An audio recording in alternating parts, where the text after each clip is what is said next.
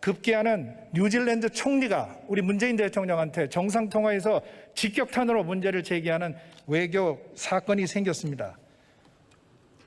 예, 이 사안에 대해서는 그 사건이 난 초기는 공관 차원에서 대응이 있었고, 그리고 그 본부 감사 차원에서는 공원 차원에서 그 대응이 부족했다 해서 재감사를 했습니다. 그 재감사의 결과 대사관에 대해서는 기관주의를 줬고 또 그 가해자에 대해서는 징계 처분도 했습니다. 그래서 외교부로서는 일단락진 사건이다 그렇게 생각하고 있었지만은 피해자가 한참 뒤에 이것을 다시 그 맨 처음에 했던 진술과는 다른 내용으로 뉴질랜드 경찰에 고발도 하고 또 우리 안내에 따라서 우리 국가인권위에다가도 이 문제를 갖고 왔습니다. 그래서 외교부로서는 그 피해자의 권익을 구제할 수 있는 모든 방법을 우리가 스스로 안내를 해준 부분이 있고요.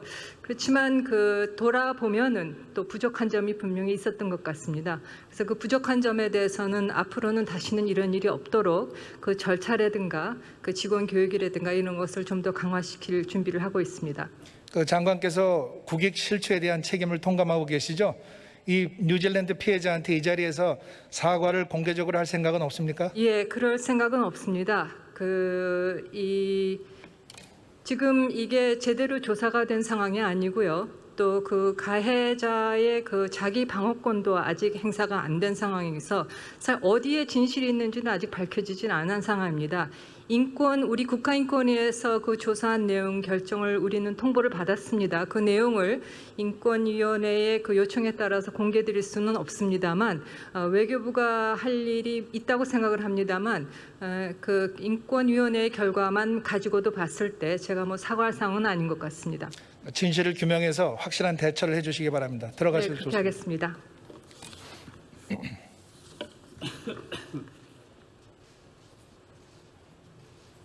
통일부 장관 나와주십시오.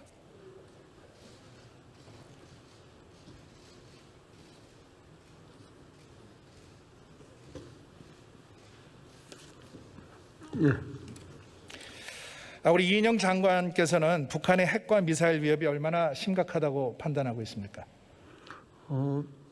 의원님 생각하시는 만큼 심각하다고 생각합니다. 핵 문제는 뭐 인류 공동의 인식 속에서 매우 치명적이고 파멸적인 이런 그 위험을 가지고 있다고 생각하지 않겠습니까?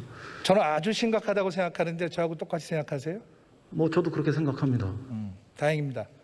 북한이 핵폭탄을 몇 개 보유하고 있는지 알고 계세요? 정확한 수치는 지금 저로서도 뭐 말씀드릴 수 없습니다만 보고받은 적 없습니까? 추정치는 뭐 알 수 있습니다. 네. 스웨덴의 스톡홀름 평화연구소에 의하면 북한은 현재 30개 내지 40개 폭탄을 가지고 있고 작년보다 10개나 늘었다고 합니다. 그런데 장관은 폭탄이 떨어져도 평화를 외쳐야 한다. 이 말만 되풀이하고 있어요. 북한이 핵과 미사일을 거머쥐고 우리 머리 위에서 위협을 해도 평화만 외치면 국민의 생명과 재산을 안전하게 보호할 수 있습니까?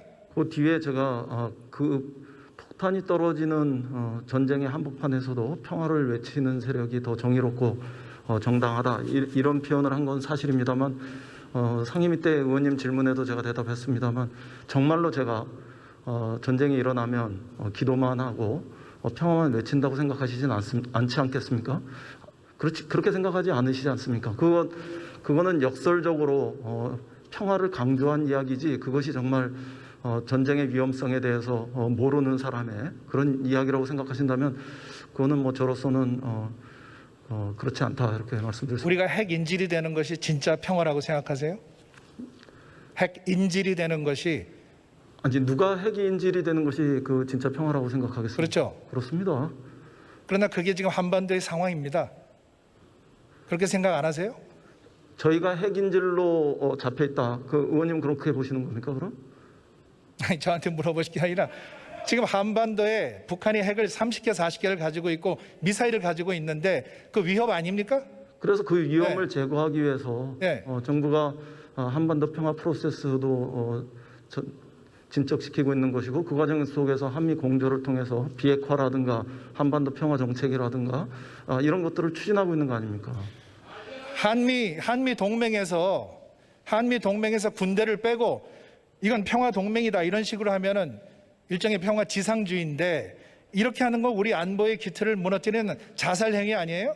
저 좀 전에 우리 총리님께 의원님 질의하시는 과정에서 제가 잠깐 들었는데요. 정말로 제가 한미 동맹은 냉전 동맹이다 그 얘기만 했다고 생각하시지 않으시기 바랍니다. 그 야당 대표께서도 그 말씀을 하셔서 제가 언론에 대고 반박하진 않았는데 그 자리에서 한미 동맹이 냉전 군사 동맹을 넘어서 평화 동맹으로 갔으면 좋겠다는 이런 말씀들이 계셨고 저로서는 그 말씀을 받아서 한미 동맹이 군사 동맹을 넘어서서 또 냉전 동맹을 탈피해서 어느 시점에선가 평화 동맹으로 전환할 수 있을 것이라는 취지의 말씀을 드렸습니다. 그러나 그 말씀에서만 끝났다면은 제가 의원님들의 비난을 받아도 좋습니다.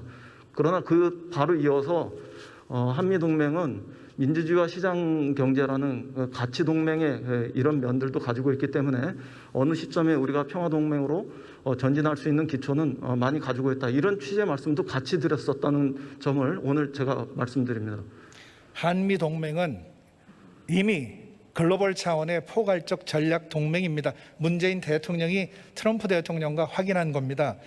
그런 지금 장관의 북한 중심주의적이고 편향적인 그런 사고로 어떻게 균형 잡힌 통일 정책을 추진할 수 있겠어요? 의원님이 저를 그 북한 편향 중심이라고 말씀하시는 건 굉장히 모욕적입니다. 그리고 제가 분명히 말씀드렸지만 한미 동맹이 그 의원님이 포괄 동맹이라고 생각하시는 만큼 저 역시 군사 동맹 성격을 넘어서 민주주의와 시장 경제에 대한 가치 동맹으로서의 성격도 가지고 있다는 점을 늘 말씀드리지 않았습니까? 제가 인사청문회 때도 의원님들께서 그렇게 질문하신 거에 대해서 그렇게 대답했습니다. 그리고 제가 방문했던 그 자리에서 그날 그 군사 동맹, 냉전 동맹을 탈피해서 그 평화 동맹으로 갈 수 있다는 그 말에 이어서 바로 우리 안에는 민주주의와 시장 경제에 대한 공동의 가치가 있기 때문에 평화 동맹으로 더 전진할 수 있는 근거가 있다. 이런 측면들을 동시에 말씀드렸다는 점을 분명히 말씀드립니다. 우리 인영 장관께서 한미 동맹과 국제 공조를 도외시하고 모든 것을 북한에 올인하고 있으니까 아직도 80년대 운동권 시절에 반미 자주 시각을 버리지 못했다고 하는 비판이 나오는 거 아니에요 지금? 제가 80년대 평화통일운동을 했던 것은 분명한 사실입니다. 그 시간에 제가 미국에 대해서 좀 더 급진적이고 비판적 의식을 가졌던 것도 사실이고요. 그러나 지금 제가 그 인식을 그대로 가지고 이 자리에서 장관직을 수행하고 있지는 않습니다. 저 역시 생각의 유연성이나 변화 과정들이 있었고 더군다나 제가 상임위 때도 여러 번 말씀드렸습니다만 한미 동맹을 근간으로 해서 예를 들면은 국제적인 어떤 그 외교 관계에서 예를 들면 중국 같은 경우에도 우호적 관계를 형성하려는 이런 노력을 하고 있는 우리 정부의 기본적인 노선에 전 충실하고 있다. 이런 말씀을 반복적으로 드렸습니다. 도대체 어느 것을 가지고 의원님이 저를 그렇게 단정하고 또 그렇게 낙인하시는지 전 이해할 수 없습니다.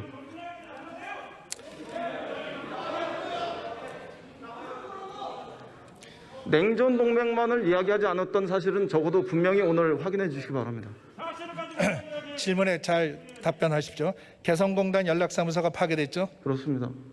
국가의 기본 책무는 국민의 생명과 재산을 보호하는 거죠? 네. 수백억 원의 국민 세금이 투입된 건물이죠? 네, 100억 정도. 누군가가 우리 국가의 재산을 함부로 공격하고 파괴하면 어떻게 해야 됩니까? 청와대 실무진이 그냥 유감이다 말 한마디로 일단락 되는 겁니까? 그러면 국가가 왜 필요합니까? 제가 장관에 취임하기 전에 있었던 일이긴 합니다만 청와대와 NSC는 강력한 유감을 표명했고 우리 통일부에서도 매우 잘못된 일이라는 점을 분명히 했습니다. 그리고 지난해 제가 원내대표 시절부터 북의 크고 작은 군사적 행위가 있을 때 그것은 한반도 평화로 가는 우리 결의의 그 염원 이것과 전면으로 역행하는 길이고 판문점 선언이라든가 평양 선언에도 그런 합의 정신에도 맞지 않는 일이다. 이런 점들에 대해서 저는 끊임없이 이야기해 왔습니다. 통일부는 굴종적인 대북 정책을 유화 정책을 추구할 것이 아니라 남북 관계를 정상 궤도에 올려놓을 수 있는 균형 잡힌 정책을 추진해야 합니다. 그렇게 해주시기 바랍니다. 들어가셔도 좋습니다. 적어도 굴종적인 정책을 펴고 있지 않다는 점은 분명히 말씀드립니다.